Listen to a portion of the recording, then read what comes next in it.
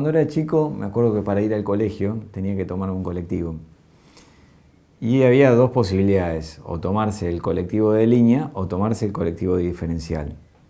Evidentemente el colectivo diferencial era mucho mejor. ¿Por qué? Porque iba más rápido, porque era más cómodo, porque hacía menos paradas. Bueno, quizás hacías el mismo recorrido, pero lo hacías de un modo mucho mejor, mucho más placentero y más rápido, ¿no?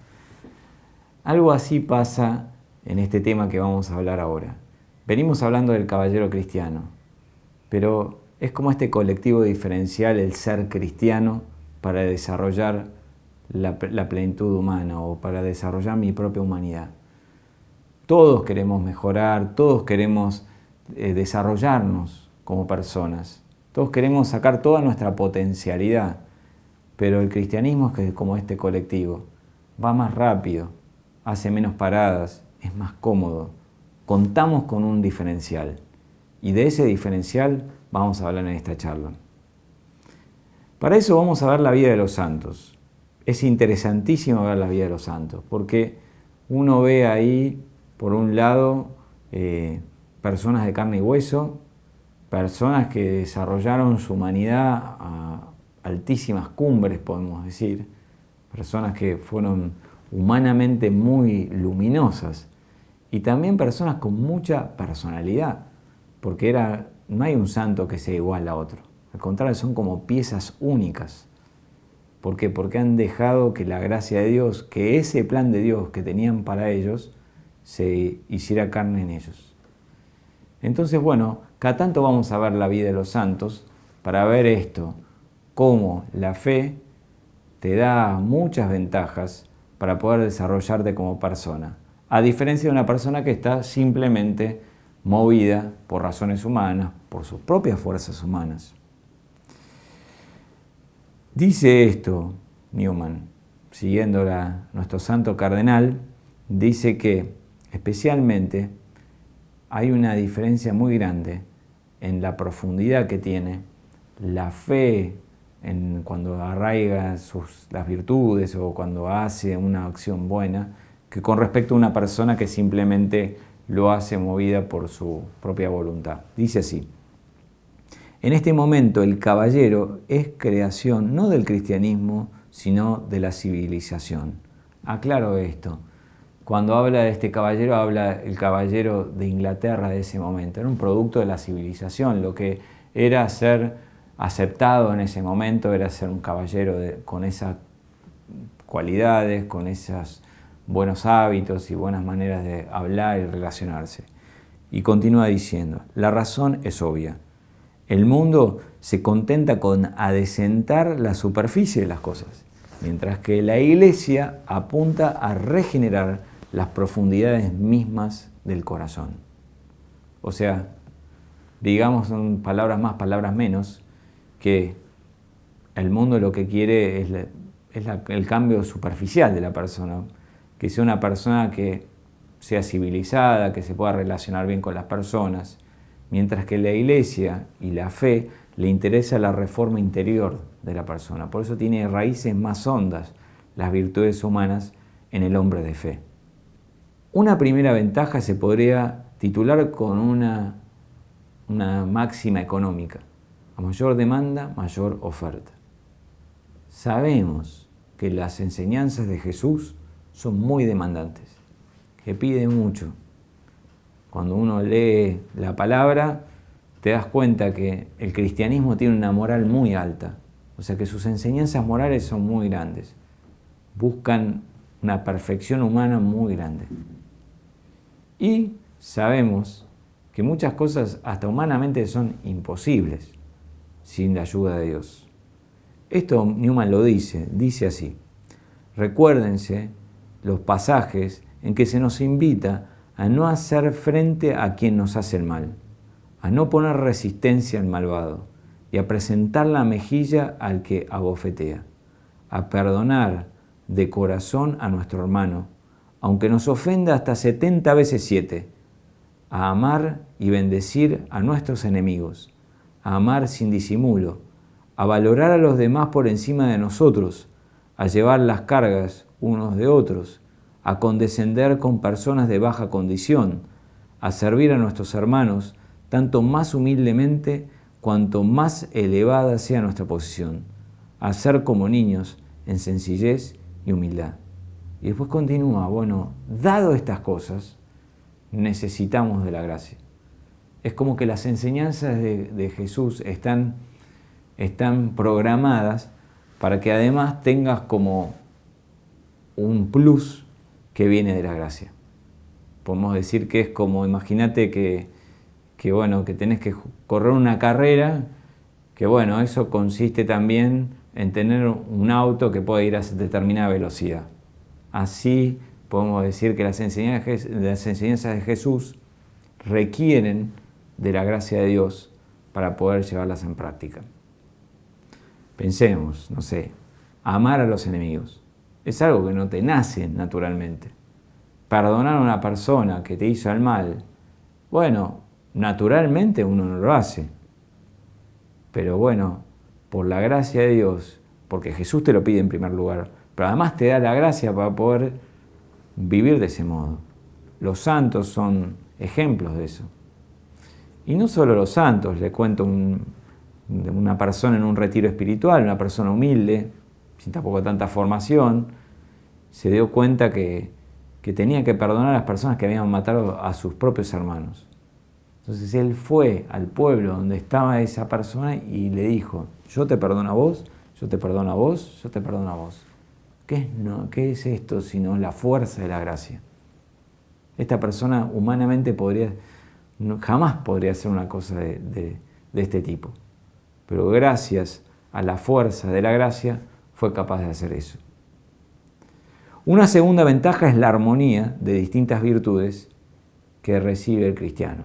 O sea que se da unas determinadas cualidades que en el hombre natural quizás se encuentra alguna de estas, pero se encuentran como aisladas. En cambio en el cristiano se encuentran como todas juntas y a veces hasta virtudes que parecen contrapuestas. Por ejemplo, una personalidad muy fuerte generalmente no tiende a ser humilde. O una personalidad mansa tampoco se anima a ser muy valiente, ¿no?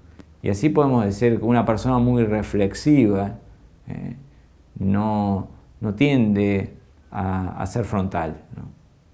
Y así podemos decir de cada cosa. Pero en el cristiano, y especialmente en la vida de los santos, se encuentran este conjunto de cualidades separadas y a veces opuestas en los hombres, unidas. Newman nos muestra algunos ejemplos. Dice, en San Pablo vemos la unión del celo apostólico con la delicadeza paternal. En San Juan, la de un amor desbordante con una rectitud de principios y sin concesiones. Firmeza y humildad es otra combinación de virtudes que vemos en el ejemplo de Moisés, aún bajo la primera alianza. A estas habría que añadir las que se han dado de dignidad y humildad a la vez, de amor y temor de Dios, y de uso del mundo sin abusar de él. Y el ejemplo más claro de esto es Jesús. Como encontramos en él humildad y firmeza, encontramos en él fortaleza y mansedumbre, encontramos en él una serie de actitudes y de virtudes que generalmente las personas se dan de modo separado. Y también en la persona que vive en la gracia empieza a vivir de ese modo. En el hombre nuevo no solo coexisten virtudes o aspectos separados, sino también se encuentra un orden. Hay como como cuando uno ve algo bello, un lugar, ¿no? Lo ve ordenado, lo ve como que cada cosa tiene su lugar. Bueno, así se ve en el santo las virtudes. A veces una persona humanamente desarrollada se ve una cosa muy buena, pero un montón de otras cosas que no están tan en orden.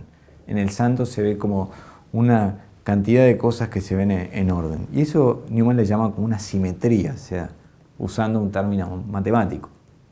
Dice así, el crecimiento moral dentro de nosotros debe tener cierta simetría. Para ser hermoso y duradero, de ahí que la santidad madura, allí donde existe realmente, raramente es reconocida por los demás y nunca por el mundo en general. Porque es como que tiene siempre es como que, bueno, tiene algún aspecto que contrapone al otro, ¿no? Bueno, si es una persona muy valiente, generalmente soberbia, entonces en el santo se da la valentía, pero también se da la humildad. Entonces es como que el mundo tiende a como desprestigiar a estas personas. La tercera ventaja es la unidad interior que se da en el cristiano. O sea, si bien una persona buena es buena en algo, no tiene esa fuerza tan grande, o esa coherencia de vida, podemos decir, esa unidad de vida que tiene el cristiano. Es como que tiene una coherencia, una unidad en todo lo que hace. En todas las cosas que hace tiene ese toque que va todo hacia la misma dirección, hacia querer seguir a Jesús y hacia vivir plenamente sus enseñanzas. Yo pongo un ejemplo, es como la fuerza de un río, que tiene un cauce y que ese río se conserva todo hacia una dirección. Eso es muy propio de los santos y es muy propio del cristiano. Cuanto más vive la fe, más unificado se encuentra. En todos los lugares se presenta del mismo modo, en todos los lugares tiene como ese toque cristiano. En cambio, en el hombre quizás que se deja guiar solamente por lo natural, es como un río que tiene como distintas ramas. Es como que no tiene esa unidad. Y al final es como que termina como un pequeño río, ¿no? Con poco cauce. Como que tiene diversidad de intereses, pero que contrapuestos muchas veces. Y eso pierde unidad su persona. Por eso los cristianos y sobre todo los santos tenían esa personalidad fuerte, podemos decir. Tenían esa unidad interior. Dice sobre esto Newman: igual que un poderoso estimulante, distinto del alimento, levanta, vigoriza y concentra sus energías físicas, aumenta la precisión de nuestras percepciones y la intensidad de nuestros esfuerzos, así también, aunque de modo superior y con mayor riqueza de aspectos, la gracia sobrenatural de Dios confiere un sentido, un propósito y una coherencia a las facultades de esa unidad de cuerpo y alma que es el ser humano. O sea, da esa coherencia, de esa unidad, ese propósito, ese sentido.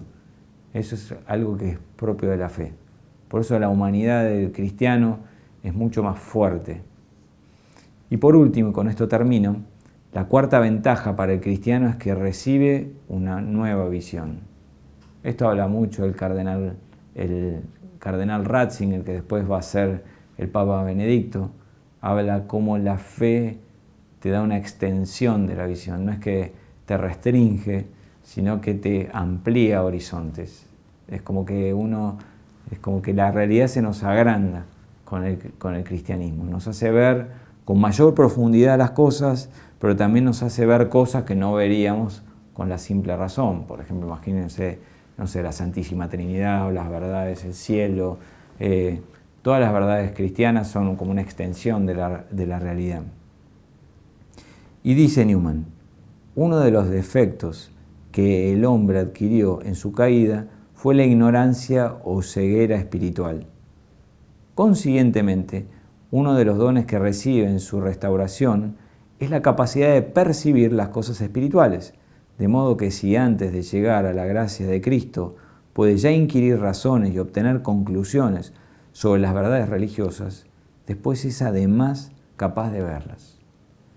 Es como que la gracia te da como una sensibilidad, una capacidad de darte cuenta más de la presencia de Dios, de su acción en tu vida, en la vida de los demás, de los ambientes espirituales y los ambientes que son contrarios a la fe. Toda esa sensibilidad espiritual te la da la gracia. Es como que ves más, con más profundidad. Es como que te haces más profundamente empático con los demás y con la realidad. Eso es algo llamativo, ¿no? Como nos da esas cosas.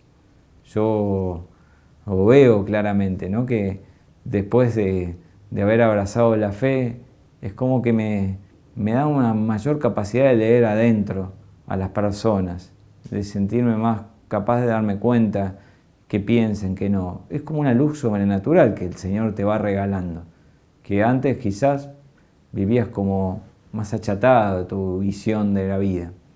Y bueno, ese ver es fruto de esa nueva situación que recibimos a través de la gracia de Dios y a través de la fe. Bien, en conclusión, este último encuentro, la idea es ver cómo la vida nueva y la fe traen consigo un impacto humano que te levantan humanamente mucho más que quizás si estuvieras nada más librado a tus fuerzas. O sea, conviene ser cristiano de algún modo.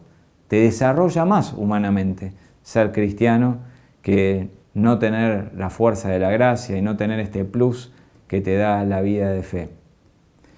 Y esto hace que por un lado te eleva mucho el humano y por otro lado te hace ponerte más las pilas. En general toda una serie de actitudes y de cosas que puedan proteger y estimular. Poner todo lo humanamente posible para poder desarrollar esa relación con Jesús. Entonces se da como un intercambio, un buen intercambio podemos decir. Por un lado, lo humano aporta mucho a la fe y por otro lado, la fe aporta mucho a lo humano. Todo esto es posible por el influjo de la vida de Cristo en el alma y por este inteligente trabajo humano de dejar que moldee el Señor mi propia humanidad. Les dejo estas preguntas para compartir. Una primera pregunta: ¿en qué ves ese diferencial de la fe en tu humanidad? Segunda, ¿cuál de estas ventajas ves presente en algún ejemplo cercano? ¿Una persona, algún cristiano que vos ves, pero cristiano en serio? ¿Podrías describir esas actitudes de esa persona? Y tercero, elegir alguna de estas ventajas y ver qué medios te pueden ayudar para crecer en ella. Ver medios para crecer en ella.